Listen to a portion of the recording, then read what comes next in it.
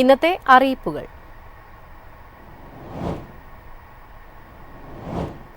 ആദായ നികുതി return file ചെയ്യാനുള്ള സമയപരിധി നീട്ടി. 2025 സെപ്റ്റംബർ 15 വരെ ITR ഫയൽ ചെയ്യാമെന്ന് central Board of direct tax അറിയിച്ചു. 2025-26 വർഷത്തേക്കുള്ള ആദായ നികുതി റിട്ടേണുകൾ സമർപ്പിക്കുന്നതിനുള്ള അവസാന തീയതി ജൂലൈ 31 നിന്ന് 2025 സെപ്റ്റംബർ 15 ആദായ നികുതി വകുപ്പ് നീട്ടിയത്. ആദായ നികുതി റിട്ടേൺ ഫോമുകളുടെ വിജ്ഞാപനം പുറപ്പെടുവിക്കുന്നതിൽ കാലതാമസം നേരിട്ടതിനെ തുടർന്നാണ് ഈ തീരുമാനം. ആദായ നികുതി റിട്ടേൺ സമർപ്പണം ലളിതവും കൃത്യവും സുതാര്യവുമാക്കാനായി ITR ഫോമുകളിലും ചട്ടങ്ങളിലും അടുത്തിടെ ധനമന്ത്രാലയം മാറ്റങ്ങൾ കൊണ്ടുവന്നിരുന്നു. എന്നാൽ റിട്ടേൺ സമർപ്പിക്കേണ്ട സിസ്റ്റത്തിന് ഇതനുസരിച്ച് മാറ്റങ്ങൾ കൊണ്ടുവരാനും ITR യൂട്ടിലിറ്റികൾ സജ്ജമാക്കാനുമുണ്ട്. മെയ് 31 TDS വിവരങ്ങൾ സമർപ്പിക്കേണ്ടിയിരുന്ന അന്തിമ തീയതി. ഈ വിവരങ്ങൾ ജൂണോടെ സിസ്റ്റത്തിൽ വരികയും വേണം. ഇതിനുള്ള സിസ്റ്റം അപ്ഡേറ്റിംഗും നടക്കാനുണ്ട്. ഈ സാഹചര്യത്തിലാണ് ITR ഫയലിംഗിനുള്ള അന്തിമ തീയതി നീട്ടുന്നതെന്ന് Central Board of Direct Taxes വ്യക്തമാക്കി. ഇതോടെ ശമ്പളക്കാരായ ജീവനക്കാർക്ക് അവരുടെ ആദായ നികുതി റിട്ടേണുകൾ സമർപ്പിക്കാൻ 46 ദിവസം കൂടി ലഭിക്കും. അവസാന തീയതിക്കുള്ളിൽ ITR ഫയൽ ചെയ്തില്ലെങ്കിൽ 5000 രൂപ വരെ പിഴ ഈടാക്കും. News desk MyFin TV. Aadhaar കാർഡുകൾ സൗജന്യമായി പുതുക്കാനുള്ള തീയതി ജൂൺ 14 അവസാനിക്കും. ആധാർ ഉടമകൾക്ക് സ്വന്തമായോ ആധാർ സെന്ററുകൾ വഴിയോ പണം നൽകാതെ അപ്ഡേഷൻ നടത്താം. Aadhaar enrolment and updation regulation 2016 അനുസരിച്ച് 10 വർഷം കൂടുമ്പോൾ പൗരന്മാർ ആധാർ അപ്ഡേഷൻ നടത്തണം.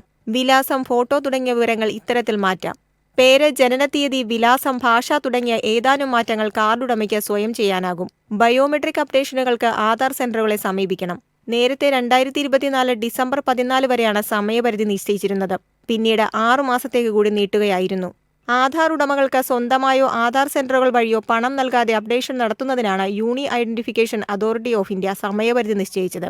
അതിനുശേഷം 50 രൂപ വീതം ഫീസ് ഈടാക്കുമെന്നും UIDAI അറിയിച്ചു. മാത്രമല്ല, വ്യക്തികൾക്ക് സ്വയം ഓൺലൈനിൽ അപ്ഡേഷൻ നടത്തുന്നതിനുള്ള സൗകര്യമുണ്ടാകില്ല. ഓൺലൈൻ സെന്ററുകൾ നേരിട്ടെത്തേണ്ടി വരും. News desk MyFin TV. Office സമയം കഴിഞ്ഞാലും അവധി ദിനമാണെങ്കിലും പണത്തിന് ആവശ്യമെങ്കിൽ മൊബൈൽ ആപ്പ് വഴി ഉടനടി അക്കൗണ്ടിലെത്തും. അതാണ് KSFE smart gold over draft. ഏത് ശാഖയിലും സ്വർണം വയ്ക്കൂ. മൊബൈൽ ആപ്പ് വഴി എപ്പോഴും എവിടെ വച്ചും പണം പിൻവലിക്കൂ. പരമാവധി 50 ലക്ഷം രൂപ വരെ. അതിവേഗ പ്രോസസിംഗ്, 24/7 സേവനം. ഇനി ആവശ്യങ്ങൾക്ക് അവധി കൊടുക്കേണ്ട, സമയവും നോക്കേണ്ട. KSFE smart gold over draft. Digitally super charge your gold.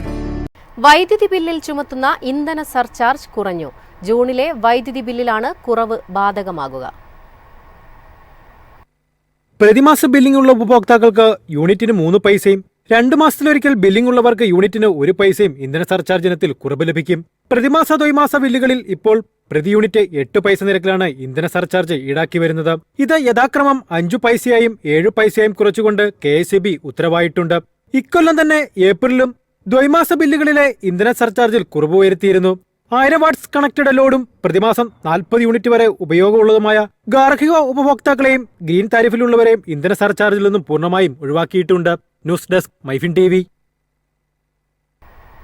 സംസ്ഥാനത്ത് ജൂൺ 9 അർദ്ധരാത്രി മുതൽ ജൂലൈ 31 അർദ്ധരാത്രി വരെയുള്ള 52 ദിവസം ട്രോളിംഗ് നിരോധനം ഏർപ്പെടുത്തുകയാണെന്ന് മന്ത്രി സജി ചെറിയാൻ അറിയിച്ചു. ഇതിന്റെ ഭാഗമായി എല്ലാ തീരദേശ ജില്ലകളിലും 24 മണിക്കൂറും പ്രവർത്തിക്കുന്ന കൺട്രോൾ റൂമുകൾ മെയ് 15 മുതൽ പ്രവർത്തനം ആരംഭിച്ചിട്ടുണ്ട്. ട്രോളിംഗ് നിരോധന സമയത്ത് രക്ഷാപ്രവർത്തനങ്ങൾക്കും പെട്രോളിംഗിനുമായി 9 തീരദേശ ജില്ലകളിലായി 19 സ്വകാര്യ ബോട്ടുകൾ വാടകയ്ക്കെടുക്കും. കൂടാതെ വിഴിഞ്ഞം, വൈപ്പിൻ, ബേപ്പൂർ എന്നീ ഫിഷറീസ് സ്റ്റേഷനുകൾ കേന്ദ്രീകരിച്ച് 3 മറൈൻ ആംബുലൻസുകളും പ്രവർത്തിക്കും. കഴിഞ്ഞ വർഷം നിരോധനം നടപ്പാക്കാൻ സ്വീകരിച്ച നടപടികൾ കൂടുതൽ കാര്യക്ഷമമായി ഈ വർഷവും നടപ്പിലാക്കുമെന്നും മന്ത്രി അറിയിച്ചു. ഇത്തവണത്തെ വിഷു ബമ്പറിന്റെ 1ാം സമ്മാനം പാലക്കാട് വിറ്റ ടിക്കറ്റിന്. VD 204266 നമ്പർ ടിക്കറ്റ് ഉടമയ്ക്ക് 12 കോടി രൂപയാണ് 1ാം സമ്മാനമായി ലഭിക്കുന്നത്. 2ാം സമ്മാനമായി ഓരോ കോടി രൂപ വീതം ബാക്കി 5 പരമ്പരകളിൽ നിന്നുമായി 5 ഭാഗ്യവാന്മാർക്കും ലഭിക്കും.